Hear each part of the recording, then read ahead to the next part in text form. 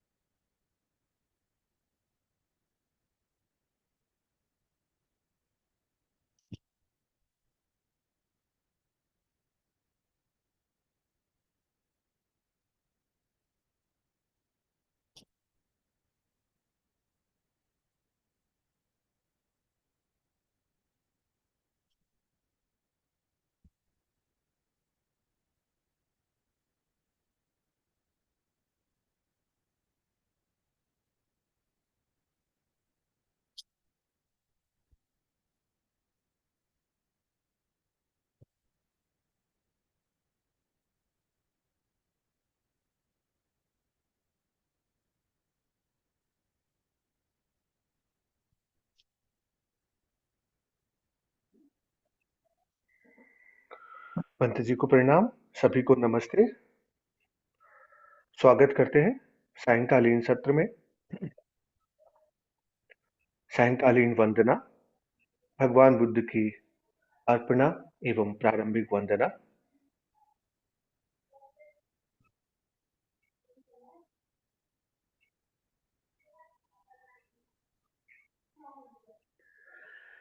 योऽसो भगवा अरहं सम्मा सम्बुद्धो स्वाखातो येन भगवता धम्मो सुपटिपन्नो यस्य भगवतो सावकसङ्घो तन्मयं भगवन्तं सधम्मं ससङ्घं इमे हि सत्कारे हि यथार्हम् आरोपिते हि अभिपूजयाम साधुनो भन्ते भगवा शुचिर्परिनिभूतोऽपि पश्चिमाजनतानुकम्पमानिसा इमे सकारे दुगतपर्णाकार भूते पटिगणहातु अंहाकं दीघरतं हिताय सुखाय अरहं सम्मा सम्बुद्धो भगवा बुद्धं भगवन्तम् अभिवादेमि स्वाखातो भगवता धम्मो धम्मं नमस्सामि सुपटिपन्नो भगवतो सावकसङ्घो सङ्घं नमामि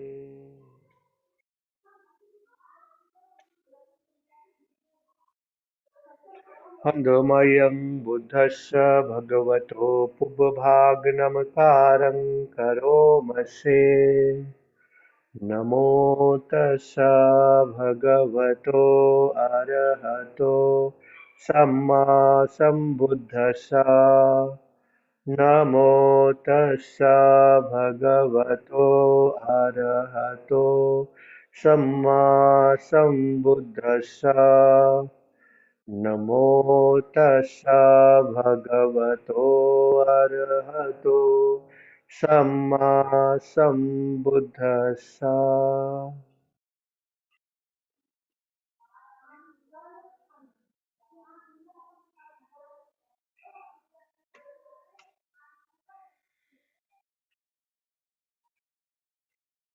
भिक्खुनी संयुक्तम अंश पढ़ेंगे। सोमा सुतंग मार के बचन यं तं इसी ही पतबं ठानं दुरभिसंभवं न त्वं द्वंगुल्पञ्याय सक्का पप्पो तु मिथ्याति। जो अवस्था ऋषियों को होती प्राप्त, जिसे पाना बहुत कठिन, सीमित बुद्धि वाली स्त्री के लिए उसे पाना संभव नहीं। इत भिक्षुनी सोमा का उत्तर। इत्थि भावो किंकैरा चित्तम हि सुसमाहिते याणं हि वर्तमानं हि सम्माधम्मं विपस्सतो। नारीत्व के मायने क्या, जब चित्त हो सुसमाहित, ज्ञान हो निरंतर प्रवाहमान, और कोई धम्म को हो ठीक से देखता। यस्य नूनं यस्य नून सिया एवं इत्थाहं पुरुषोऽति वा किंचिवापन अन्यस्मि तं मारो वक्तुं रहतीति। जिसको यह हो लगता मैं हूँ नारी अथवा मैं हूँ नर या मैं कुछ भी हूँ, उसी को मार कुछ कह सकता। उपचाला सुत्तम मार का सुझाव। तावतिंसा च यामा च तुषिता चापि देवता निम्मानरतिनो देवा ये देवा वसवत्तिनो तत्र चित्तं पणिदेहि रत्तिं पच्चनुभो ससीति। तावतिंसा एवं यामालोक के देव तथा तुषितालोक के देव वे देव जो निर्माण में आनंदित और वे देव जिनके सब वश में, उनमें चित्त लगाओ और आनंद का भोग करो। भिक्षुनी उपचाला का उत्तर। तावतिंसा च यामा च तुषिता चापि देवता निम्मानरतिनो देवा ये देवा वसवत्तिनो काम बंधन बद्धा ते एन्ति मारवसं पुनः। तावतिंसा एवं यामालोक के देव तथा तुषितालोक के देव वे देव जो निर्माण में आनंदित और वे देव जिनके सब वश में, वे सब बंधे कामुकता के बंधन से और होते मार के वश में फिर से। सब्बो आदि पितो लोको सब्बो लोकोपधूपितो सब्बो पज्जलितो लोको सब्बो लोकोपकंपितो। सभी लोक जल रहे हैं, सभी लोक सुलग रहे हैं, सभी लोक प्रज्वलित है, सभी लोक प्रकंपित है। अकंपितं अपज्वलितं अपुत्थुजनसेवितं अगति यत्थ मारस्य तत्थ मे निरतो मनोति। जो ना प्रकंपित ना प्रज्वलित, सांसारिक ना जहाँ जाता, जहाँ मार ना जा पाए, मेरा मन रमता उसमें रमता। सेला सुत्तंग मार का प्रश्न। केनिदं पकतं बिम्बं क्वनु बिम्बस्य कारको क्वनु बिम्बं समुत्पन्नं क्वनु बिम्बं निरुच्छतीति। किसने निर्मित किया यह बिंब, कहाँ है इसका निर्माता, कहाँ उत्पन्न हुआ यह बिंब, कहाँ होता इसका अंत। भिक्षुनी सेला का उत्तर। न इदं अत्यकतं बिम्बं नैदं परकतं अघं हेतुं पटिच्च सम्भूतं हेतुभंगा निरुच्छति। ना यह बिंब अपने द्वारा निर्मित, ना यह दुख दूसरे द्वारा निर्मित, कारणों से यह उत्पन्न हुआ, कारण भंग तो होता समाप्त। यथा अय्यतरं बीजं खेते वुत्तं विरुहति पृथिवीर्सञ्चागम स्नेहं च तदुभयम्। जैसे कोई बीज खेत में बोने पर उगता, पृथ्वी के पोषण तत्वों और नमी दोनों के कारण। एवं खंदा च धातुयो छ च आयतना इमे हेतुं पटिच्च सम्भूता हेतुभंगा निरुच्यरेति। वैसे ही खंड और धातुएं और यह छह आयतन कारणों से होते उत्पन्न, कारण भंग तो होते समाप्त। वजीरा सुत्तम। मार का प्रश्न। केनायं पकतो सत्तो कुवं सत्तस्य कारको कुवं सत्तो समुपन्नो कुवं सत्तो निरुज्यतीति। किसने निर्मित किया यह जीव, कहाँ है इसका निर्माता, कहाँ उत्पन्न हुआ यह जीव, कहाँ होता अंत इसका। भिक्षुनी वज्रा का उत्तर। किं नु सत्तोति पच्चेसी मारधिक्षिगतं नुते शुद्ध संखार पुण्यो पुण्यजोयं नयिध सत्तुपलभति।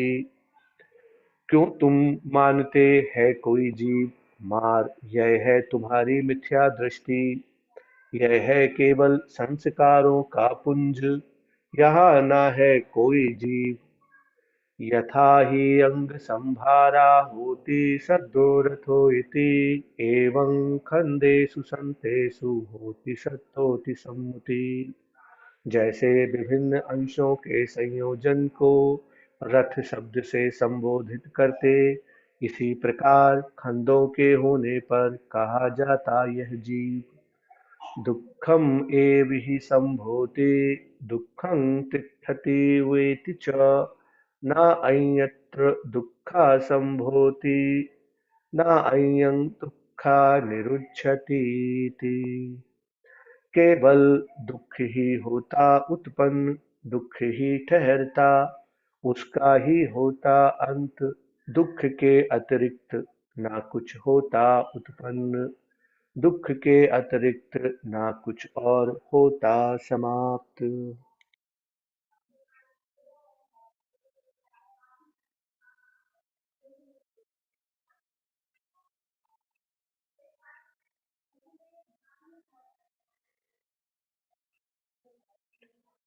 एक बार फिर से आप सभी का पुनः स्वागत करते हैं। हमारे बीच में अजान केवली उपस्थित है, सो लेट अस पे अवर रिस्पेक्ट टू अजान केवली first by bowing down 3 times. Naman, Dutiyampi, Tatyampi. Thank you, Ajay. Namaste. How are you? I'm fine, Ajay. Thank you for your kind Finished presence. the evening chanting. Yes. Namaste, Mahapanyoji. Good evening, Dr. Tar and everybody. Very nice. You have to take the lead. I'm just following whatever you would suggest. Yeah. Thank you for your kind presence, Bhante. So, as it has been announced that today the ladies of our group who have gone to Bodhgaya, they will present their own experiences to us. So, I will hand over the session to Geeta Lalji, who will coordinate among them. So, over to you, Geeta Lalji. Thank you, Nikhilji. Good evening, Ajan. With your permission, can we start? Please, please. Thank you.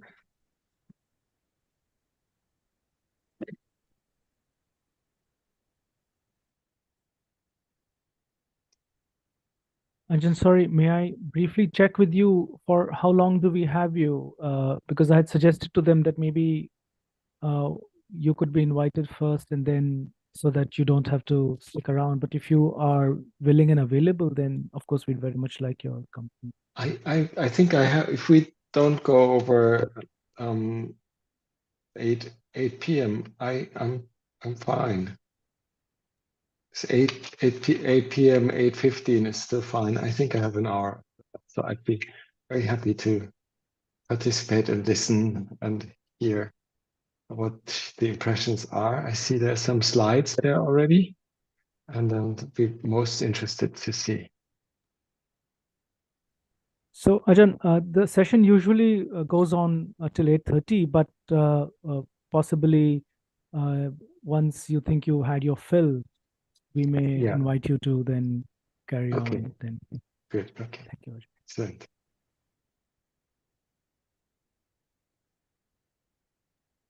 So Geeta, please carry on, and Ajahn Kevali will be with us till about 8. So Sure. if you would like him to sort of offer anything before that, thank you. So I'll just give a brief introduction about the trip, and then I will invite each participant to come and speak their profound experiences. So welcome everyone. Once again, good evening. So in today's evening session, so we are happy to have some members of our lay Sangha who will be sharing their profound experiences from a recent pilgrimage to the sacred land of Bodhgaya and its surrounding places. So in fact, we were around 27 people. The Sangha was of 27 people.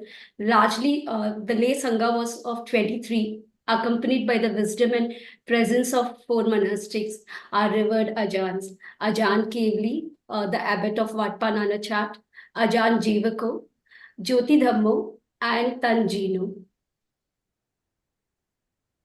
So the entire during our entire Dhamma journey, we had the golden opportunity to meditate under the Bodhi tree and engage in Dhamma discussions with Ajahn. Ajahn had thoughtfully compiled the suttas, aligning them with the historical significance of each location. So we had the privilege to listen to the Dhamma, recite suttas, and also chant paritas. So heartfelt gratitude to Ajahn. So I'll just take you through basically before I invite Sushila Auntie. So we reached Bodhgaya on 5th December. People from different, the Sangha was from different places of India. Largely the core group was from Delhi. The others were from a few handful of people were from Mumbai, Jaipur, Roorkee, Rishikesh, and Hyderabad. And we also had an international Sangha. Basically, Nui from Thailand had joined and Eddie from US. And we had an NRI family, that is Janak Upadhyaya from Brisbane. So it was very heartwarming to see the diverse culture of different backgrounds, from different backgrounds. The climate was moderate. We actually thought it's going to be very cold, but towards the end, around 13th or 14th, it became little cold. Otherwise, it was a moderate climate. The stay was at Mumtaz Guest House. So we stayed in Bodhgaya basically from 6th to the 8th December. And then we came back on the 12th night and we spent again 12th and 13th December.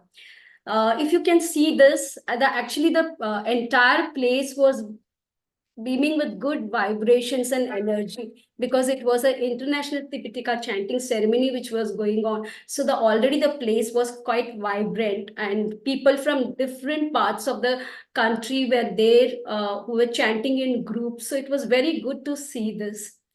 I will now, the entire journey is starting from Mahabodhi temple to the Saptaparni cave. So the journey will start from Auntie Mrs. Dhar to Mr. Dhar. So I'm going to invite Auntie to come and speak. Auntie, over to you.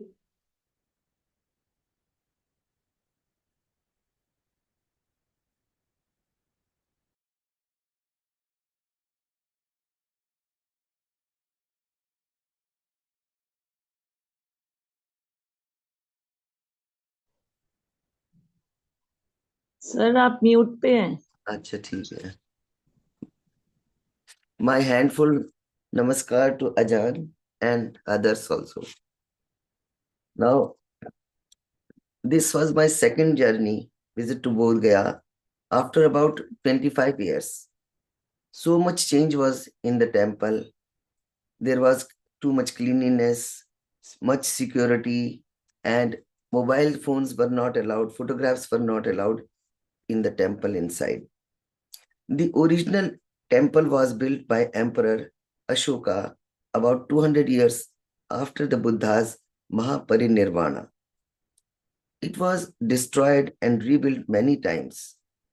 The present temple is over 1500 years old and has been renovated many times since 19th century. The original Bodhi tree also decayed with time and was replanted, but also destroyed many times. The present tree is said to be over 200 years old, formed from a sampling obtained from the offspring of original Bodhi tree in Sri Lanka. The Vajrasan, which is located below the Bodhi tree, has been dated to the 3rd century BCE and is said to mark the spot where the Buddha was sitting at the time of his enlightenment. Meditating under Bodhi tree is a great experience. Just the thought that we are meditating near the place where the Buddha attained enlightenment creates such a devotion, filled joy.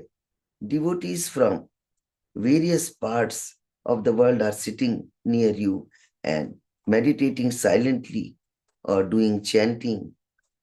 While we were sitting there, we also had a continuous background of Tipitaka chanting going on continuously, yet all this did not create aversion, though this could be seen as a great noise disturbing our meditation.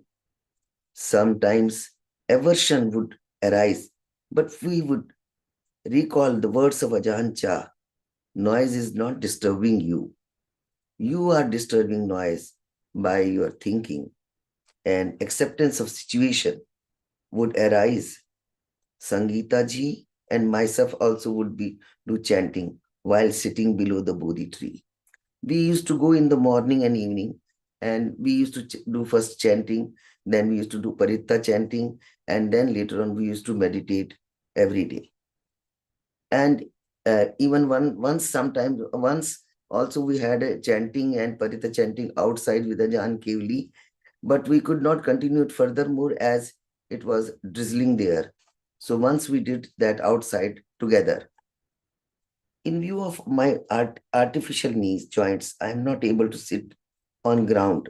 So I, along with Sangeeta ji, would sit on the ledge of the outer railing. A few times, Dr. Dad would also sit also there with us after his back pain increased. We sat about 2 minutes away from the place where the Buddha did walking meditation during the 3rd week after enlightenment. The walking area is indicated by stone lotus flower. In all, the Buddha stayed around Bodhi tree for 7 weeks after enlightenment.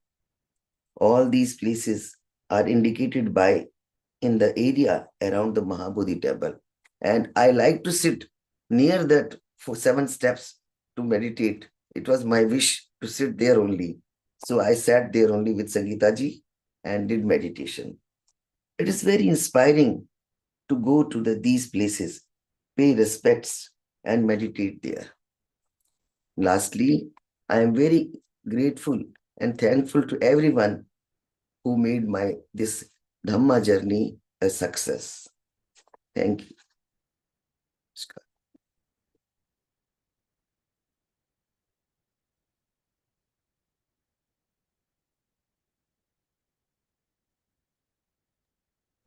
Sadhu Anumotana.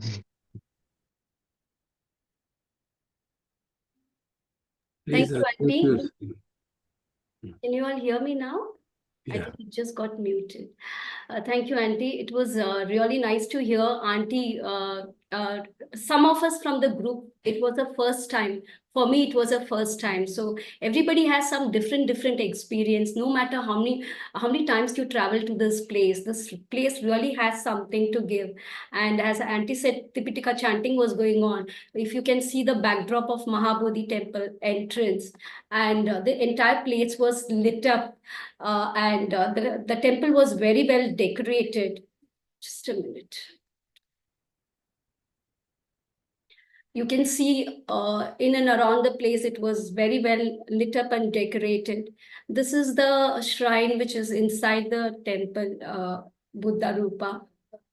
And this is what Auntie was talking about, where we used to sit and meditate every day in the morning and evening. And this is the place where Auntie used to sit, somewhere around this area. I don't have the exact photographs, as our mobile phones were not allowed inside.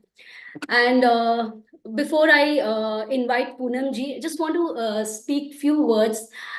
This entire trip, heartfelt thanks to Payal, who meticulously organized our entire trip. She ensured that our comfort, our boarding, lodging, transportation, every detail was thoughtfully planned. So making our pilgrimage journey with a very transformative experience. So let's collectively express our gratitude to Payal. Sadhu Anumodhana. Thank you, Payal. Thank you. So now Geeta, I'd like to add one thing. It was from 6th to 9th we were at Bodhgaya. 10th morning we left for 9th morning we left. 10th morning we left for Rajgir. Yeah, 10th morning. Sorry. So then now I would like to invite Poonam. So basically, this is the place where we used to have meal offering every day, breakfast and lunch at Mohammed restaurant. We also had Bhante Khemaratu's mother, who had joined one of the days. Just a glimpse of the photograph. I'm just showing it. So now I'll invite Poonam. On day 2 and day 3, we visited Sujatagarh, Bodhgaya Mutt, Dungeshwari Hill, and Gaya Sheesh. Poonam, over to you. Thank you, Geeta ji. So as you said, I'll turn off the video. I'm sorry, but there may be connection problem. So as Geeta ji said, it was really nice to be a part of this pilgrim. My journey was very limited to go Bodhgaya only. So during that time also, I felt that there was no hassle of, thinking of food or lodging. It was well organized. My duty was for breakfast, and there was another group for lunch. So there was no money related, there is that you have to spend so much, you have to go this way, that way. So that kind of hustle was not there. And we were able to concentrate on what we were supposed to do. So this pilgrimage was not it was not a sightseeing kind. It was heart seeing. And the place we visited, it was Bodhi tree, and then Sujatagarh, Bodhgaya Mutt, Dungeshwari Hill, and Gaya Seas. So on the first day there was no rain, but on the second day there was some rain, and we were supposed to go to Dungeshwari Hill and Gaya Seas, and we shifted our schedule to Sujatagarh and Bodhgaya Mutt because it was raining that day. And this Sujatagarh, you can see that Sujatagarh is believed to be a place where Buddha realized self-mortification and self-sacrifice, and that its futility, and he left all his ascetic practices, and he accepted the kheer of Sujata, made by Sujata, and that gave him strength to think and inspire him to follow middle path.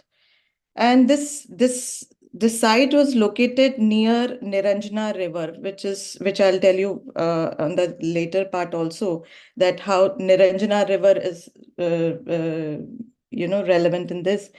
So that is it about the Sujatagarh. Then we on the second half we went to the Bodhgaya Mutt, that is also called Shankaracharya Mutt. Bodhgaya Mutt is an ancient monastery of sannyasis, or that they were called Mahants. It traces its origin to the middle of 16th century. The Mutt property was a huge property, and it consisted of library, museum, and residence. This is the museum. We can see there are different statues and sculptures are there, and you can see that these statues are excavations of this particular site itself. I mean, it's not from anywhere else. It's just from the Mutt premise itself. So, and then since the property was consisting of the Mahant's residence, so there is a middle, in the middle of the property, there was a temple, and around that temple there were different rooms were there. In one of the rooms there were statues also, and they were kept properly and very neatly. And we found two more small temples along with those just next to the site or the Mahant's residence, where there was a Buddha Murat and uh, some inscription of Burmese tourist. There, Ajahn read something about this is the site where Buddha Murat and Burmese travelers inscription was there, and that there I saw there Ajahn told us that this was the contribution he made in restoring this site and where Buddha was enlightened. And I felt so, it was such a, I felt so, I mean, it was such a different, I felt very bad, and I don't know what should I say, but I was thinking that some people from outside who can understand the relevance or sacredness of that place where Buddha was enlightened, and somehow local people were not aware of Buddha's existence on that particular site. So that was my personal, uh, I mean, I felt so that way when Ajahn described that place relevance. Then we went to Dungeshwari cave, and which was 10 to 12 kilometers away from Gaya. And it was situated in nearby Niranjana River, which is no more a river now. It's just a bed of sand. The cave had Hindu deity and Buddha Murat both.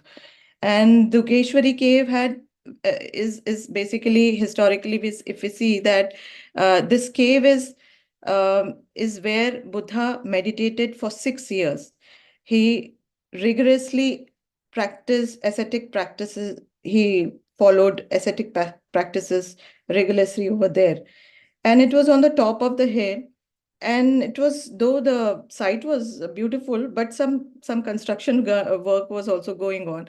And there we sat, we heard we sat outside the cave and heard Ajah's research. um, when I went to that, I mean, when I came to know that we are going to Dungeshwari, and after visiting Sujata cave and Bodhi tree, I was a little apprehensive about the relevance of, I mean, I could not comprehend the relevance of the site. So But I went and I walked with stick in hand, and we reached on the top.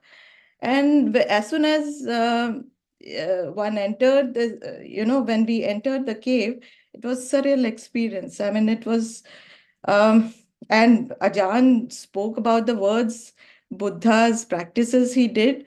It was such a overwhelming experience for me. I mean, and I would like to say few sentences or which retain in my memory also. And after that, I researched also on that particular subject. So he said that he described that he ate only one single rice grain a day because he ate so little, the hair rotted at the root and fell from the body as he rubbed. Buddha ate so little that his belly skin adhered to backbone. When he touched his belly skin, he encountered his backbone. And if he touched his backbone, he encountered his belly. After going through such austerities, he did not attain any superhuman state, but still he developed no ill will, no ill will. I mean, it was such a, um I mean, there's no words to express. Actually, that time also I was not able to express, and I'm still not able to express. Listening to these words, it was such an overwhelming experience, and I'm really thankful to Ajahn. He I mean, these words were so penetrating words, and it just felt deep inside. So I'm really thankful to everyone and Ajahn. Then we went to Gaya Seas, the hill near Gaya.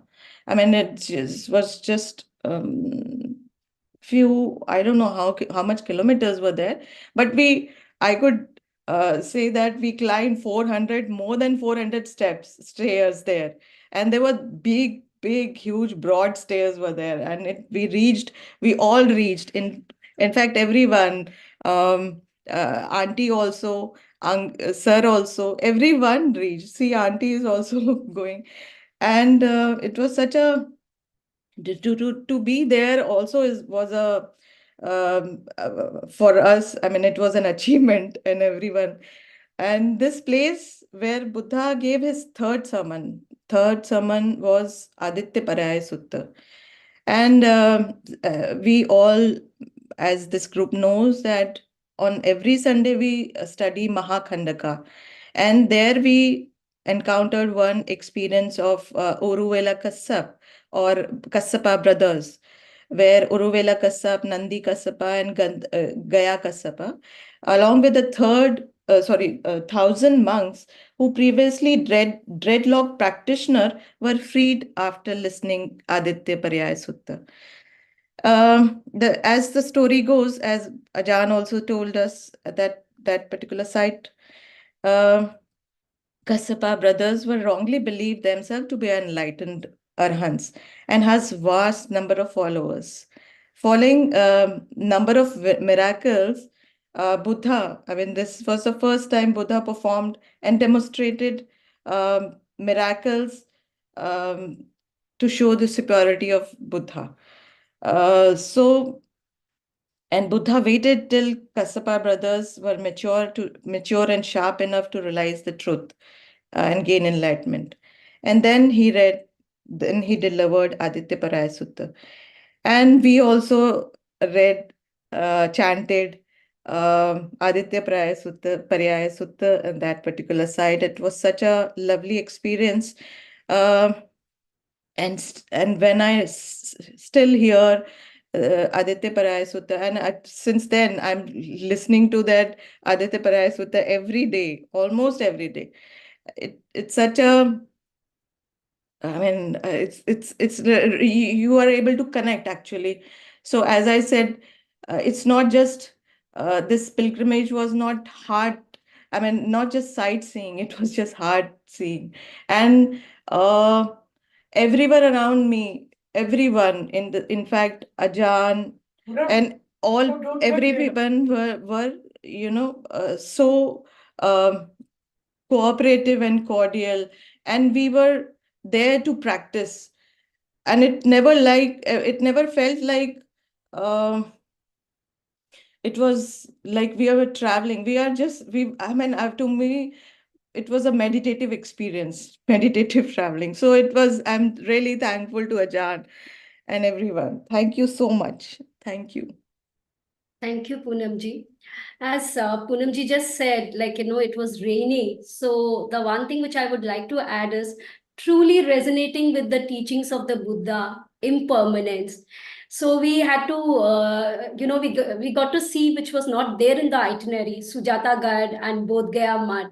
So I would say it is a bonus for us. So I'll quickly show you the pictures. We also stopped for lunch at Dungeshwari after we paid respect to the Buddha. And this is the place we just, some food for thought. Seeing this unity, it was really nice to, to be a part of the Sangha and have this collective kind of a thing, which is like very heartwarming and lots of gratitude. It shows the unity of the Sangha also. Before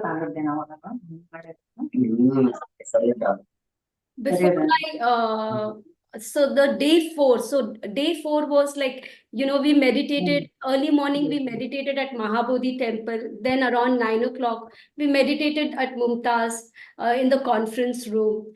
And also, I would like to mention one more thing is the lots of gratitude to the male members who every day in the morning before we used to go to the Mahabodhi temple. They used to reserve space for us so that we can all sit together. They used to lay the mats. The floor was very cold, so they used to reserve space for us. So that showed the unity, making sure that we comfortably, meditated with everybody sitting together. So all the male members who were part of this journey, they really took a lot of initiative, and also to our organizer, we were well equipped with umbrellas so we could protect ourselves from rain. And again on day 4 after the meditation, it was Ajahn Kevli's birthday. So I'm just playing the video, and I would also like to invite Ajahn if he could speak few words. Let me just play the video.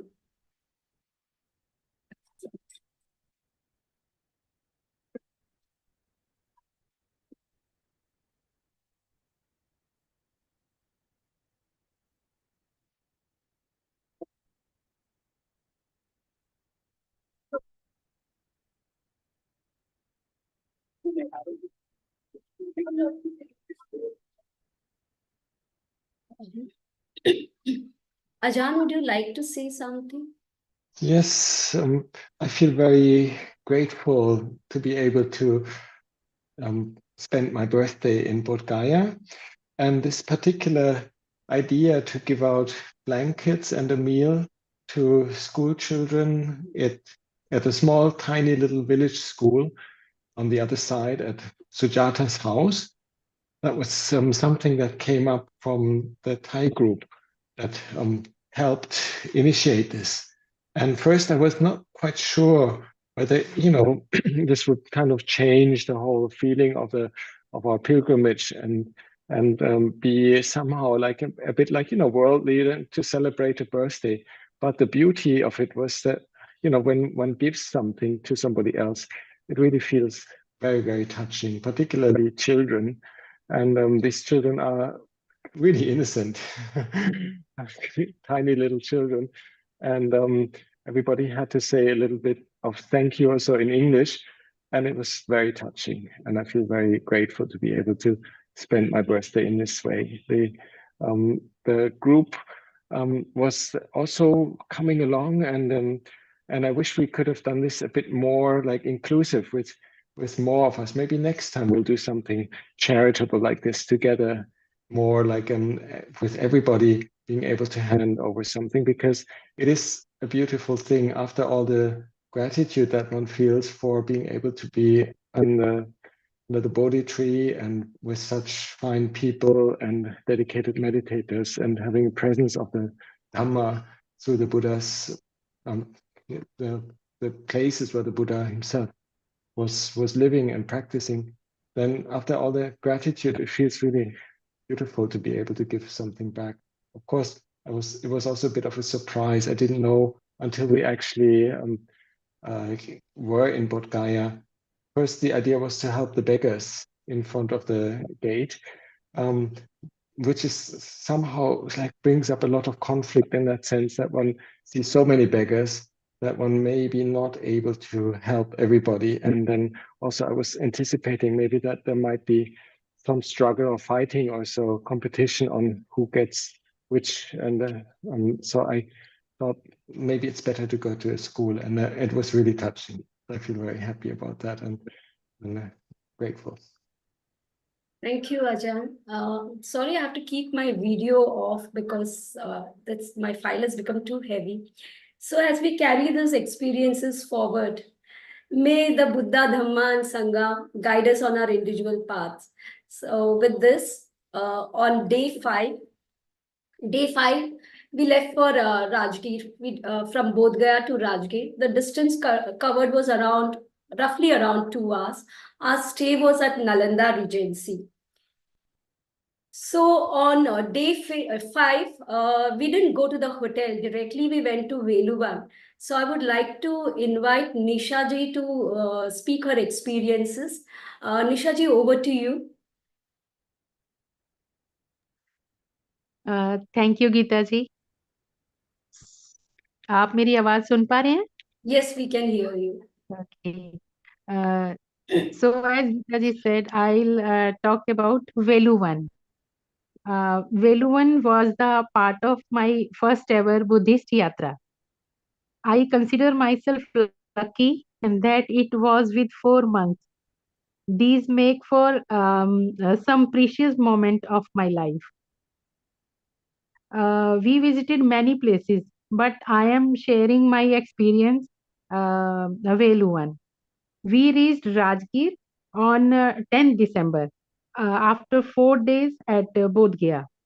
Our first stopover at Rajgir was Veluvan. Ajhan Kevali gave an introduction to the place. It is called Veluvan as it was a bamboo grove. And bamboo is called Velu in Pali. It was the first place that was gifted to Bhagwan Buddha. It was gifted by Bimbisar, the king of Magad. Bhagwan Buddha spent second, third, and four vasa here. There is a beautiful and well-maintained pond at here. But since it was close to 11 a.m., we meditated for a short while near the Buddha Roop there. I experienced peace and calm here like a few other places we visited. But I was touched by the place. The peace and calm was very deep here. I feel I should revisit the place again. As we were traveling, it took some time to settle there. So I would like to meditate for longer in the next visit. I'm thankful to Sangha and thankful for this opportunity. Thank you. Thank you. Thank you, Nisha ji. So I'll just play a short video of Veluvan, which will show the surrounding places also. It's just a very short video.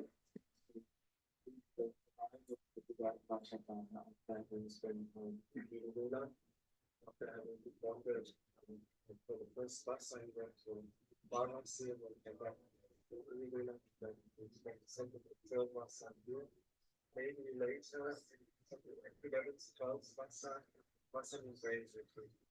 So here again, and I think at the very end of the how it starts.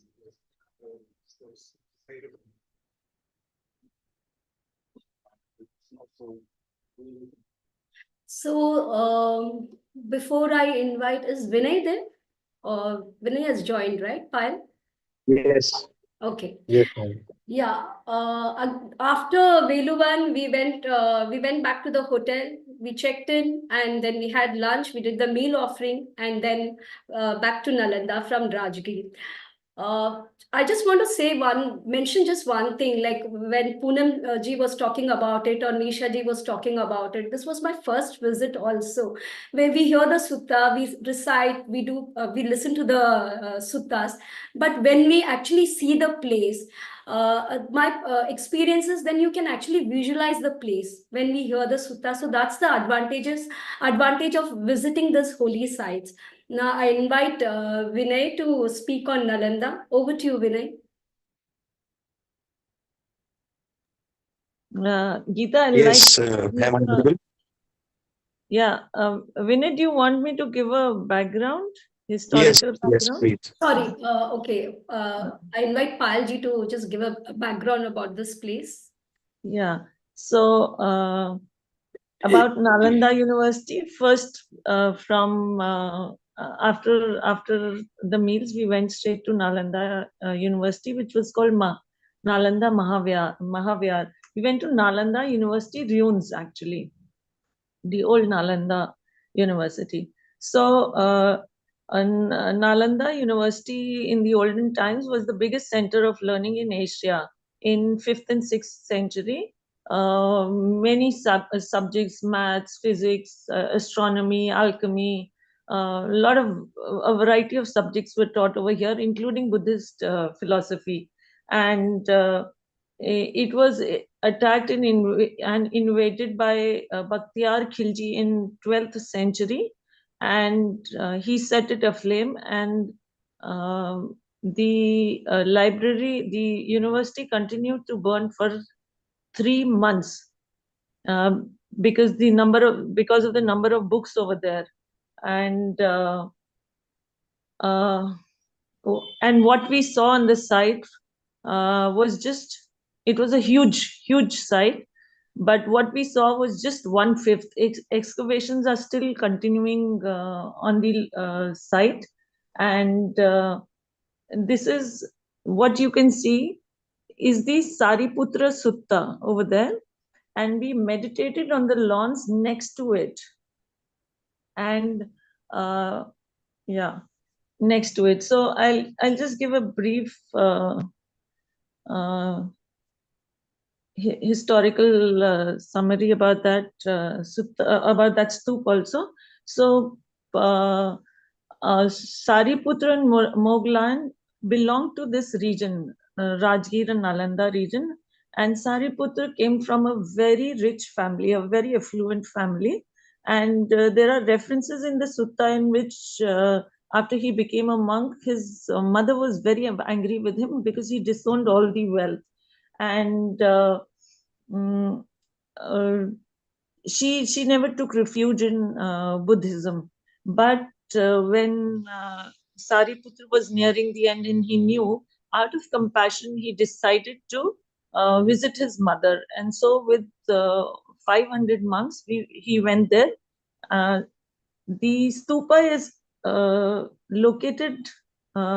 been constructed at the place where he was born and where he passed away. So Sariputra went with 500 monks to his house and asked permission to come in, and his mom was not very welcoming initially. But later on, when she did relent and finally came to visit her son, she saw a lot of devas who were coming to pay visit to her son. And she was surprised the people that she was praying to were paying respects to her son. And that is when she realized that the place that her son held. And eventually she did take refuge under the Buddha and the Sangha and the Dhamma. So that was the story behind that stupa. And since Sariputra was considered a very wise man, second to Buddha only in wisdom, so the university was dedicated to him. That is the importance of that stupa and the university. And now I like Vinay first to share his experience of the university. Yes, thank you, everyone. Am I audible to you? Yes, you are. Yes. I would like to pay my gratitude to Ajahn Kevli and Bhante Mahapanyo, who told me about this Bodhgaya trip. And my experience was so great because in the presence of Ajahn Kevli, I was so happy to meditate under Bodhi tree and to travel with him. I felt so compassionate because whenever I talked to him or just had few words with him, it was so great. And particularly that Nalanda site was so I was so it was so touching, and the discourse there about Sariputta and his disciples, like it was contemplating on death, and I was crying at the time, and because he wanted to give Dhamma to his mother, and uh, uh, I cannot explain the whole experience, but I was crying, and it was so picture to picture moving in my mind, the whole chamber of his birth, and Devas coming to visit him, and in the end, his mother convinced about the grace of Buddha, and she took refuge in Buddha and gets Stotapana. So it was a great experience. I would say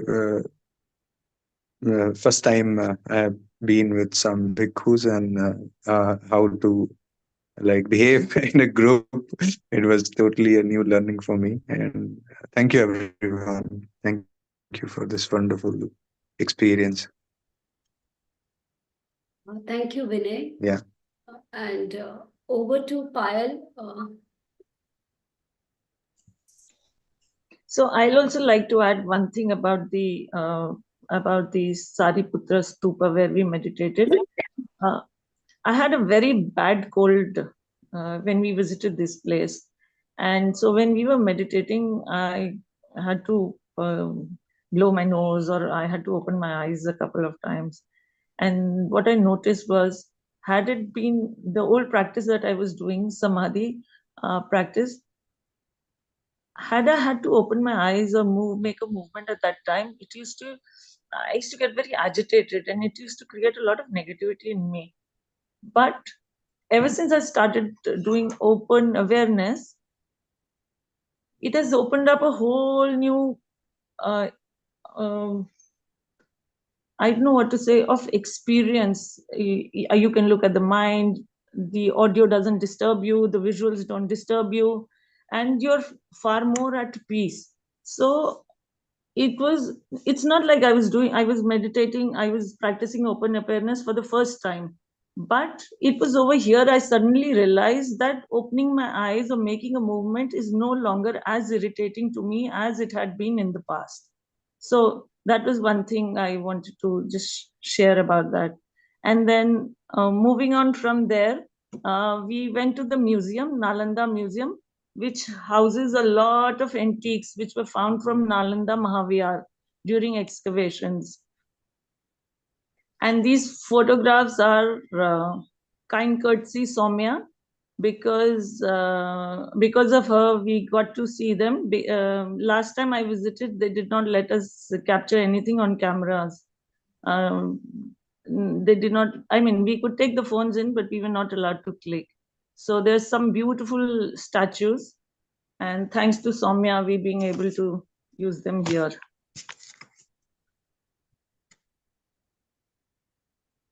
And this is the third place that we visited in Nalanda, which is the Hyungsang Memorial. And about this, Hyungsang was a Chinese scholar and a traveler. He was a student in Nalanda from 630 AD, I don't know. He was in India for 15 odd years, and he spent much of his time at Nalanda. And he studied in various universities, but longest time he spent was at Nalanda. And he returned to China with a lot of Sanskrit text and about 150 relics that it took him about 20 horses to transport it back, and about 500 plus cases. And his texts, 74 of his texts, he actually translated himself. And these texts became a reference point for excavations later on, which helped unearth a lot of sites. So that is why it is important. And this memorial, you could see on these side walls the entire story of the history of Yungsang was through pictures. It was captured through pictures and certain and some text. And if Vinay would like to add something about this, his experience over here. Yes, it was so inspirational that this huge meditation hall, it was so touching and heartwarming that somebody traveled from a far land to know the Dhamma and the teachings of Buddha. And it was so inspirational because we Indians, uh, like, we don't bother for uh, Buddha's teachings. But now, when I get in touch with Dhamma, I feel that it's so wonderful to receive Dhamma and to practice it. And that place was so inspirational for that. I lost my, like, uh, ego a bit. It was a huge place with huge paintings on the floor, and paintings everywhere, and piece of art, and it's a great to be there with all of you. Thank you. Thank you, Vinay. So Vinay, then, do you want to add something about the museum? Sorry, I went too fast, so probably you missed that. Do you want to say something about that too?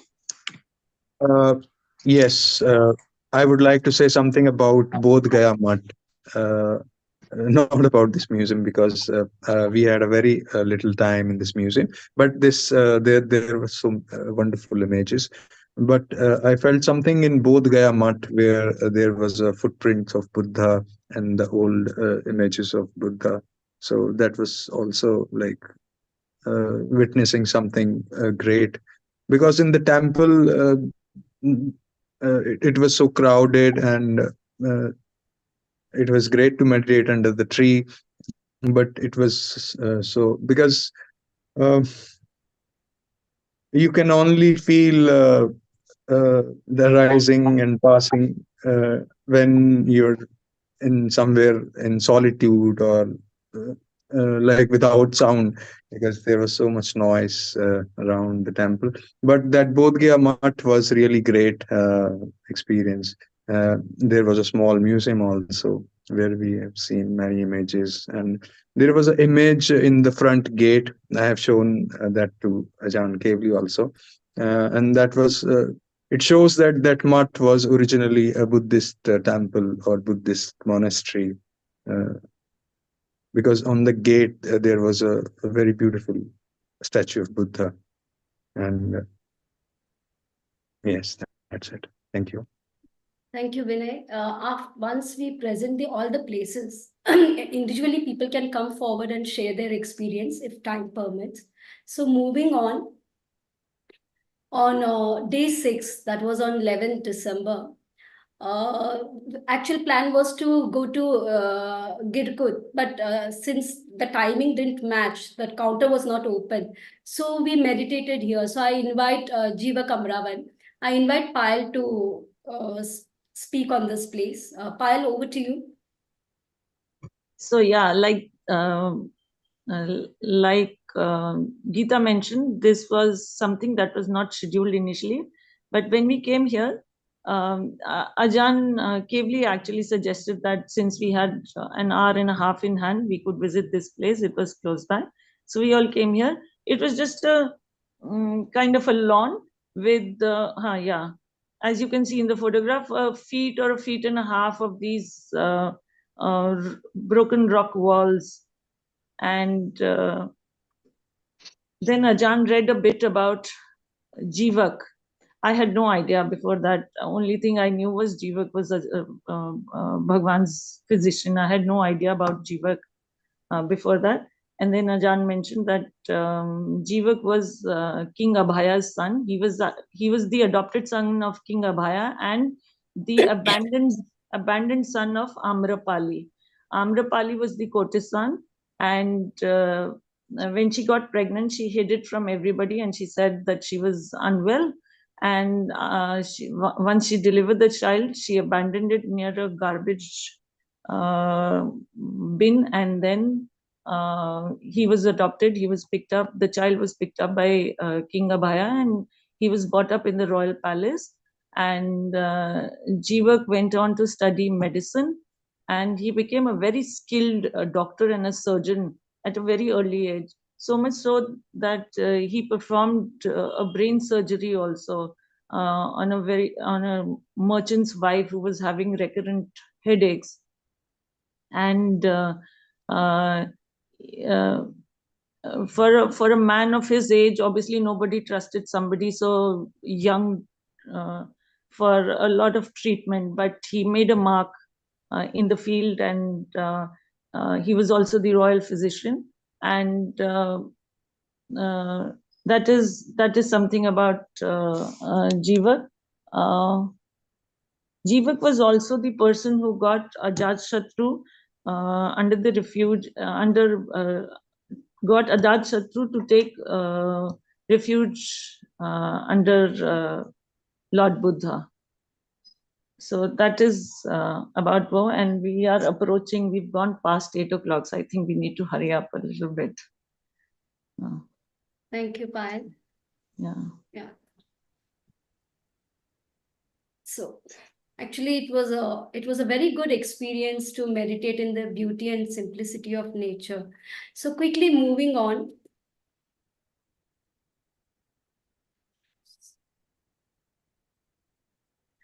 So now next, after sorry.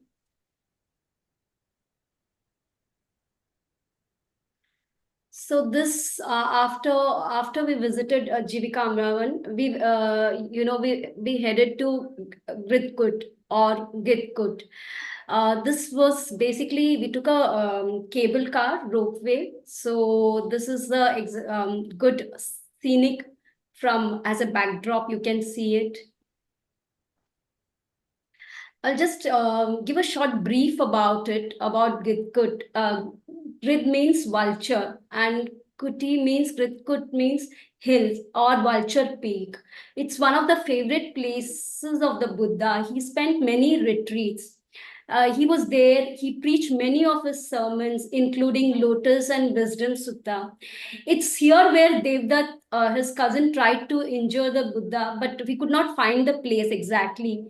While the peak can be climbed also, but we took a ropeway, and from after the ropeway, we have to walk little ahead on the stairs, which was very steep. And this is the World Peace Stupa, which is built by the Japanese monk, which is 120 feet tall in white marble.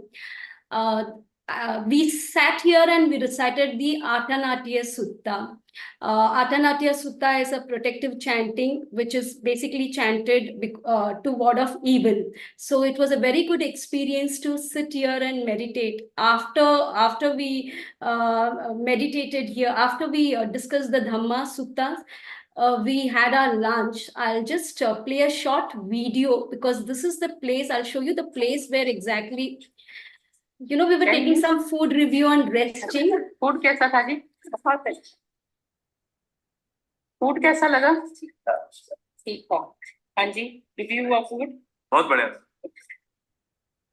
Food कैसा लगा? Amazing. How was food? Excellent. How was food? Yeah. No, non-spicy toilet. Food कैसा? Yeah.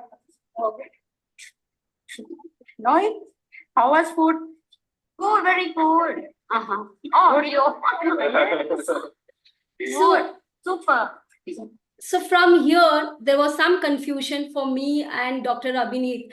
Auntie and Amit was with me, and everybody went to Gridkut. And what I did is, I went ahead from here.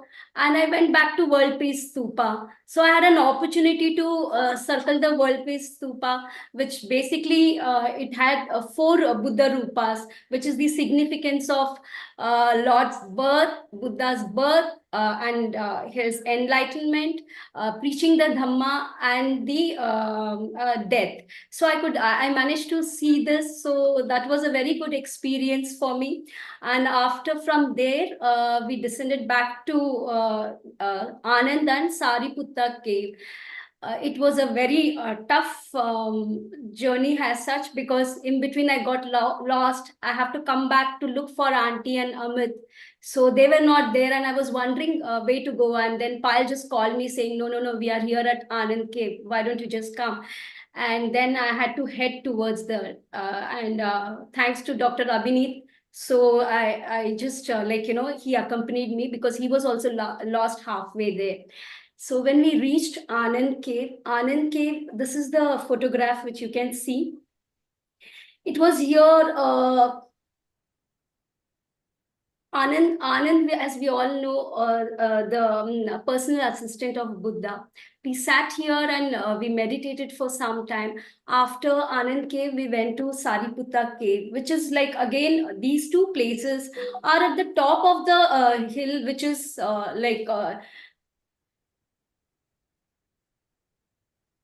just a minute, my system is.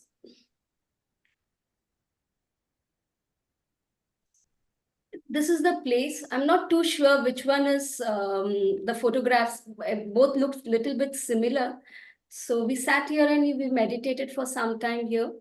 And then we went to Gandhakuti, which is where, this is the place where Buddha meditated. And we sat here and we meditated for some time. This place became very noisy and crowded after some time, because there were many people from different parts of the country were coming. So we could not, but still we managed to sit there and meditate for some time. So this vulture peak, which is at the top of the hill, there is a rock. It's in a rock shape. That's why it's called this vulture peak with the folded wings. So that's my experience here. I would say is like, what I would want to mention is, as such, my experience was like, my mind was like continuously proliferating with thoughts, and like I was really tired by the time I reached here. But when I sat and meditated for some time, I could feel something good. When I say feel something good, it was not a feeling of bliss or something. It was more about a reflective nature of, like, letting go on certain things. And it was a tough thing, but that is how my experience is. The overall, this trip, Bodhgaya trip, I would want to sum it up saying it's not of bliss or something which I felt very great. It was more about to be with the truth, which I really felt was more of reflection for me. And then after Gridkut, we went to Bimbisar jail. We visited. It was late in the evening. I'll invite Payal to speak on this. Over to you, Payal. So Bimbisar jail was another unscheduled stop, and this is where Ajatashatru, under the influence of Devdutt, imprisoned his father. And from here, Bimbisar could see the Girkut cave, and he used to practice walking meditation. Ajatashatru was, a very cruel son. He did not send any food. He stopped all kind of food or any kind of ahar for his father. And when he got to know that his father practiced walking meditation, he got the feet chopped off. There are things that I would like to say for him, but yeah. But Bimbisar, he could see Girkut Kuti from there, and in his heart he felt very light, thinking that Bhagwan Buddha was sitting over there. And the day Ajatashatru's son was born, he realized what a heinous thing he had done against his father, and he wanted to come and apologize to his father, but it was too late. It was also the same day that Bimbisar passed away. So for me, when I heard that, though there was a lot of anger, I don't know why it ignited a lot of anger in me against what Ajatashatru did. And generally in society, when I see the family system breaking up, but somehow this place also, I don't know, something law of karma, or I don't know, I somehow felt the right to do the right thing over there. I can't explain it, but how easy it is to go off track, and then you don't really realize what you're doing. So this place was one of those reflect. And when we went over there, I didn't think much of that place, but somehow both the places which were unscheduled stops somehow ignited a lot of reflection in me. So that is all I would like to say. Thank you, Payal. Okay, now after we came back, it was like more of again Dhamma discussion with Ajan on 11th evening at the Nalanda Regency. So Auntie had a lot of questions. It was a very informal Dhamma discussion or chit chat with Ajan. And now I invite, then on day 7, that is on 12th December, we went to Saptaparni Cave. I invite Dhar sir to speak his experience. Over to you, sir.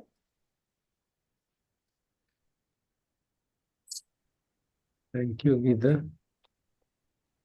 Since the time is ending, I'll speak very little bit. Try to be brief. On the previous day, I was very ill. I had fallen ill on 10th itself. Somehow carried on 11th, but I had very high fever, so I missed going to the Gidakut and all the other things which they mentioned. And it was a bit disappointing because in my earlier attempts also, because I have been to Bodhgaya and that region many, many times, I never made it to the Gidakut Parvat. I don't know what is my karma relationship with that. Last time, the earliest time we went with Ajan Kevli, I had to go to the hotel and do some booking for that. Myself and Mahapanyo came, and I could climb only up to 3/4 of it, and the body gave away. This time again, I missed it. So I took pretty heavy medication to make sure the next day I don't miss Saptaparni Cave. And it worked because there last time we went there, again we reached halfway up to this place called Pipili Guha, where Venerable Mahakassapa used to live. And my reference to Pipili Guha comes in our Bhojanga Suttas, where we have the Mahakassapa Bhojanga. So up to this place, and then there's a platform. Up to this place, I had reached there earlier also. But then going up, people said it's 600 steps. And considering my health of my heart, it was not advisable. So I didn't go at that time. But this time, since I had taken one full day rest, I did it slowly and slowly.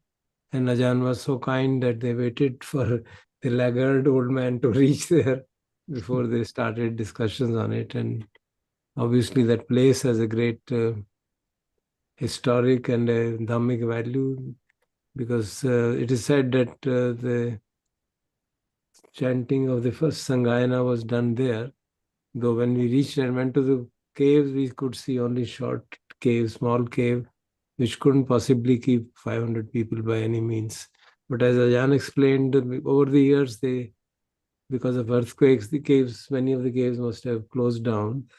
Then I saw a video of somebody else where he had mentioned that there is one place from where if you enter, you see a huge inner cave where very large number, but that cave is not accessible by standing. You have to crawl into it now, and then one can go in. So I could manage to go inside and sit and meditate for a few minutes.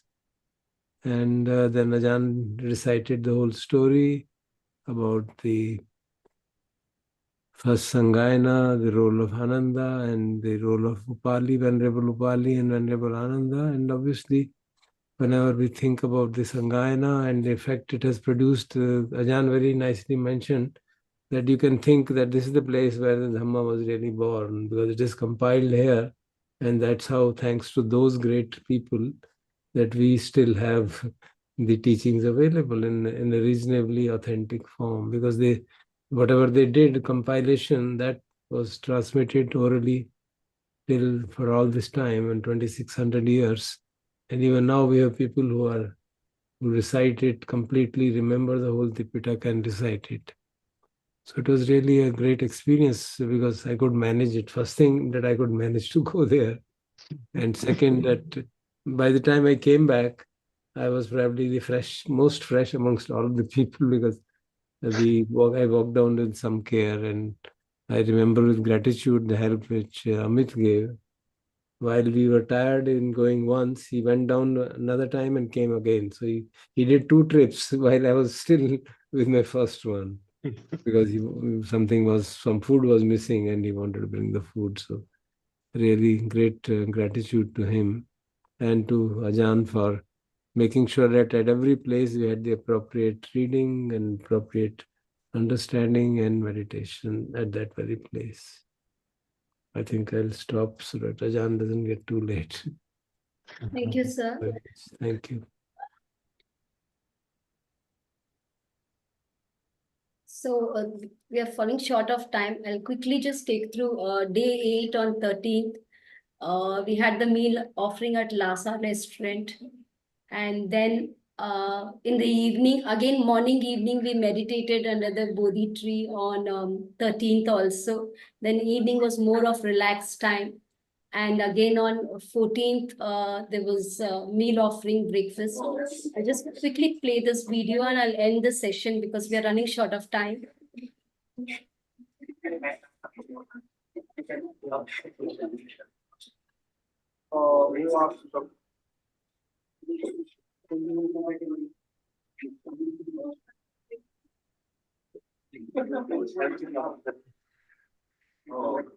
So on 14th, we all left for our own hometown, back to Delhi, Mumbai, and other places. So with deep gratitude, and we bow to the triple gem, Buddha, the awakened one, Dhamma, and the Sangha. May the spiritual community walking this noble path together. May we continue with this kind of pilgrimage trips and. With deep gratitude, we conclude this sacred session. Thank you, everyone. And thank you, Ajahn. If anybody would like to say something or share their experience, please feel free to unmute and speak.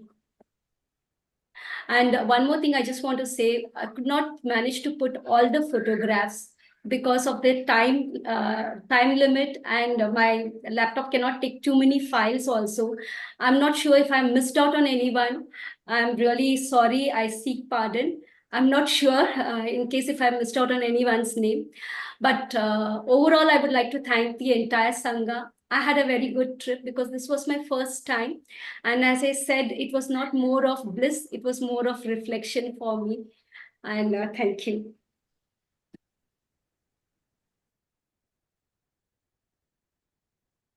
Ajahn, we'd request you to say a few words. Yes, I would like to say Sadhu Anumodana. I felt very uplifted also by all of us in the group and being together and being respectful to each other and all being united in the faith to the Lord Buddha. And it is very meaningful to be able to sit and recite and be practicing in the Dhamma in these places. I can share that I also had very deep reflections and also some moments of very blissful moments. And I also felt almost like crying when we read out like the passage about Venerable Sariputta passing away, which just surprised me. I'm rather a rational person, and so it was touching. So I really think we should continue this in various facets, maybe in small packages, such that we have more time also to sit and not just read. And that was one of the things I thought next time maybe have it more stretched out again, even though we actually had quite a lot of time. But yeah, nothing is ever as expected, and it will always turn out otherwise. But it turned out to be a very powerful experience also for myself. And also thank you for all the organization, went really smooth. And I like the way we did the communal sittings, even though everybody was fairly free to change posture or walk around the Ma Bodhicedi. I felt very much support and group energy as well as the individual feeling of being close to the Vajrasana and the Buddha's awakening in a very personal matter way. I felt there was also this carrying good energy and support from the group. Anumodana may it serve us long in that sense that we can recall and recollect the impressions. As Gita said, it's like going into the heart rather than into the head or the sides or the senses. Really in the heart. Sometimes when we're back at work or back in myself in Thailand, then just recollecting the moments of being touched by the Dhamma in such situation can help a lot to not lose the inspiration in the nitty-gritty details of our daily duties and feel that we're connected to the Buddha.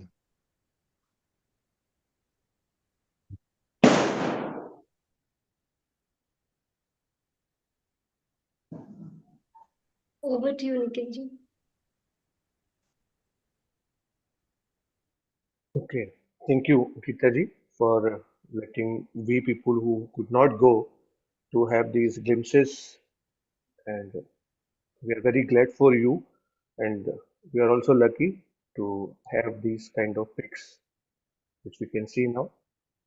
So we will have a bit since Bhante is present.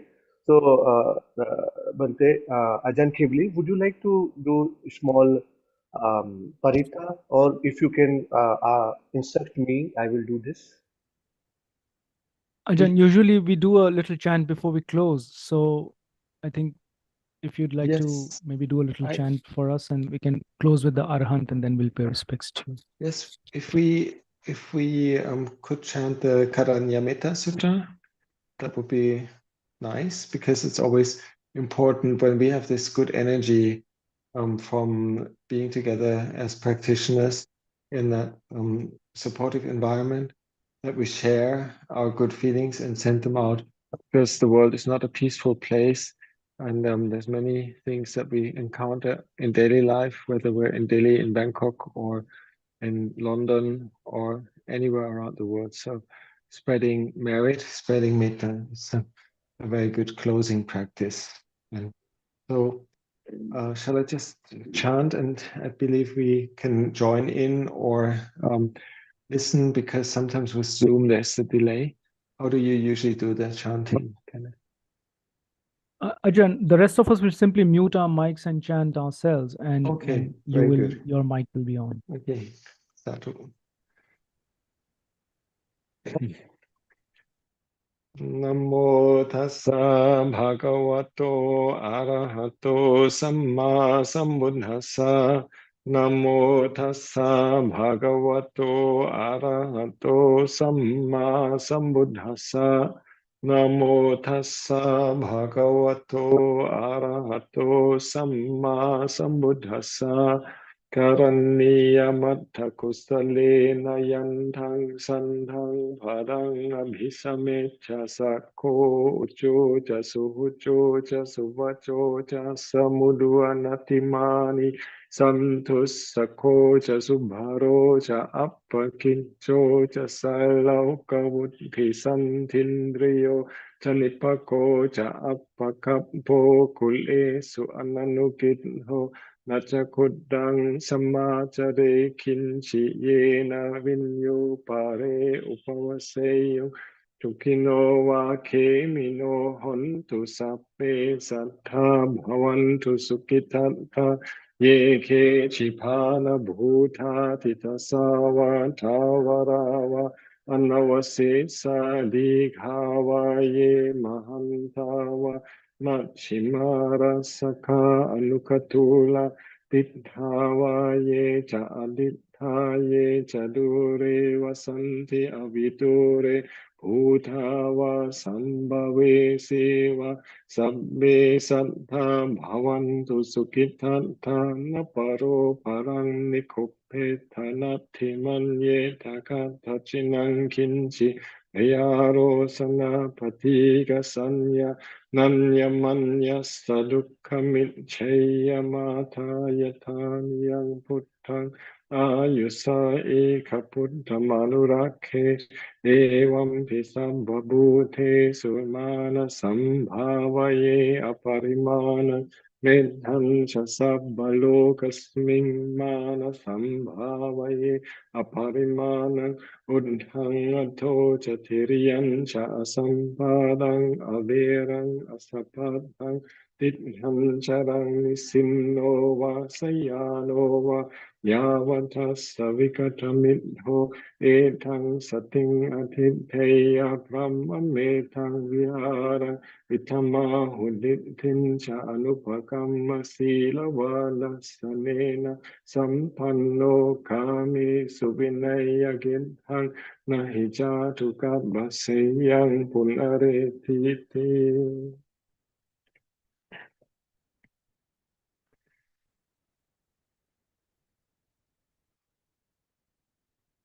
I wish everybody a peaceful evening and a good night.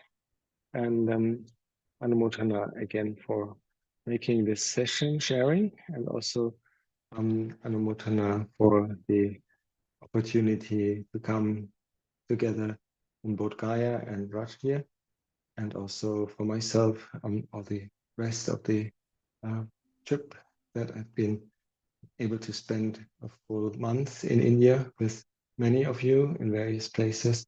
Anumodana, and we pay respects to Buddha Dhamma Sangha by Arahang Sama Sambuddho.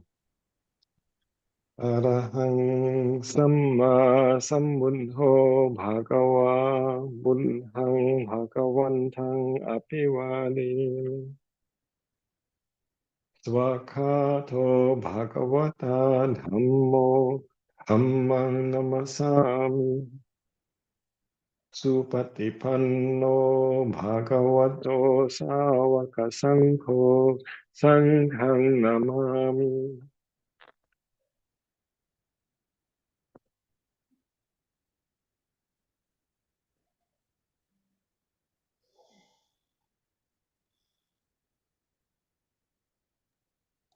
So we will pay our respect to Ajahn Khibli once more by bowing down 3 times. Pranam. Dutiya Pranam. Tatiya Pranam. Thank you so much, Bhantaji. Thank you. Thank you, Ajahn. Thank you very much. Have a nice flight. Have a nice flight. Have a safe and comfortable flight, Ajahn. Yes, I'm sure it'll be okay. Thank you very much. Thank you, Ajahn. Thank you very much. Thank you. Okay. Thank you, everyone. So, Thank you very much. I think Saksham is left out. Is he here? He was there, I thought. yeah, he's here. कहाँ हो भाई? I am here. Thank you. Yes, so tomorrow is your day, huh? Yes, it seems so. Good, good. So we'll all look forward to, because you had the longest association with Ajahn. So please share your experiences and first trip of this kind, and youngest member of the trip, not the youngest was that girl, I think. Huh? So good, very good. So, and then tomorrow we can also have other tidbits of the journey, if you like. How Payal used to reprimand all of us and all that. Okay, sir. Yes, sure. Thank you very much, Sahib, and thank you, Nikhil and Geeta, Yeah. for comparing this session. Thank you a lot.